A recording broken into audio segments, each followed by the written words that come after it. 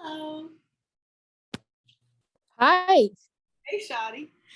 Okay, so everybody, you don't have to have your mics on. You don't have to have your camera on. If you could just listen, that would be fabulous.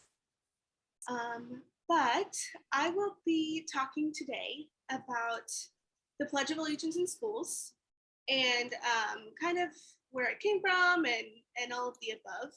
So the picture that I'm showing you is a schoolhouse in the 1880s performing the Pledge of Allegiance along with the Bellamy Salute at the end. So I just thought this was really interesting, and I wanted to share this kind of before I start the speech. This is a bunch of kids reciting the original Pledge of Allegiance. Fascinating. So Bono once said, "America is not just a country, it's an idea." And he was right. The idea of America was an experiment that the founding fathers were obsessed with. They were determined to create a society of equality for those who looked like them, with the freedom to practice their religion and to be a place of opportunity. Within that framework, patriotism and pride was instilled generation after generation. A part of this patriotism came from reciting the American Pledge of Allegiance in schools. The Pledge of Allegiance was created to be a tool of unity and patriotism. Its purpose was to celebrate, and yet it became a tool of political alliance. How did that come to be? And should children still be forced to say the Pledge of Allegiance every morning? It's no secret that America has a racism problem, right? It's a sin of our nation, it really is. And it's not widely known that the Pledge of Allegiance was born out of fear of immigration.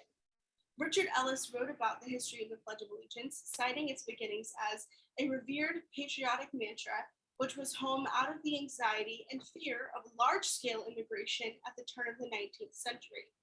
The writer of the Pledge of Allegiance had very specific reasons for writing it. Originally, to create something that could be recited in schools for the celebration of Columbus Day, but more specifically, had motives of intent to stress the need of self-sacrifice and to create an assimilation tactic for new immigrants, specifically children. By creating a Pledge of Allegiance to their new home and making it law that children recite it in schools, officials and legislators were able to introduce a new indoctrination.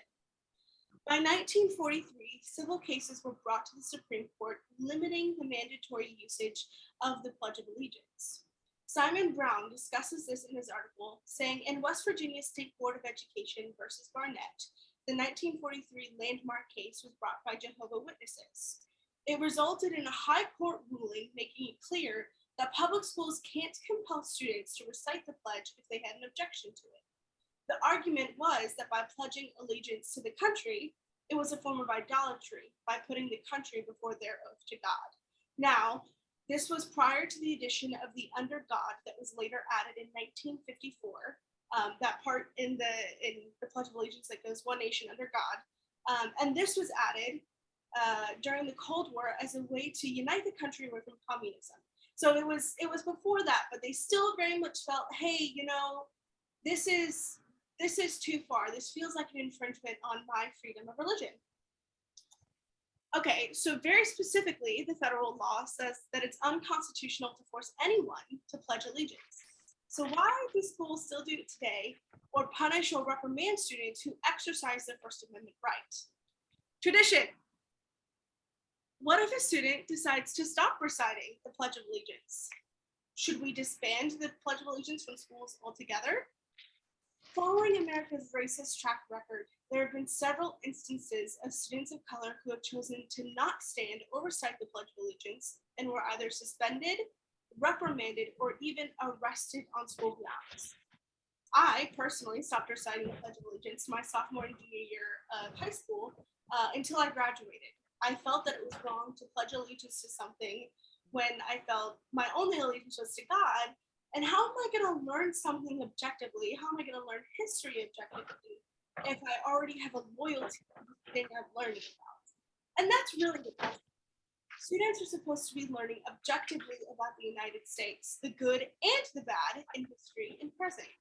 How do students do this when every morning they are reciting a pledge to a country?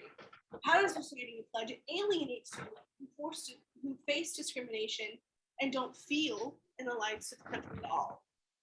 Benjamin Wellenreiter said in short words, teachers and educators have a duty to respect students' First Amendment rights, and that, in and of itself, is a patriotic display.